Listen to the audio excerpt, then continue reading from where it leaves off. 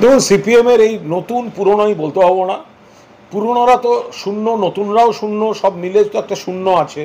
আমার একটাই বক্তব্য, যে এই যে সিপিএম কথায় কথায় বলে না নতুন, নতুনদের আনা হবে, তাদের সব আবার নাম দিয়েছে নানা রকম, আগুন পাখি, সাবমেরিন, যুদ্ধজাহাজ, এসব নাম আছে তাদের। তো তারাও তো এক একজনে দু তিনবার করে হারা হয়ে গেল।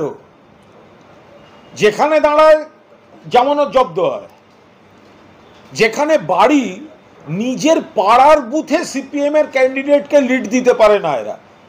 তো এদের ভরসায় কি করবে সিপিএম? এরা তো আছে শুধু মিডিয়া, সোশ্যাল মিডিয়ায়। হাতে ফোন আছে, সোশ্যাল মিডিয়া আছে, বেঁচে আছে, ভেসে আছে। মানুষের কাছে নেই, জনগণের সঙ্গে সম্পর্ক নেই। আর এদের নীতি এবং 34 বছরের অপশাসন জনগণ দ্বারা প্রত্যাখ্যাত।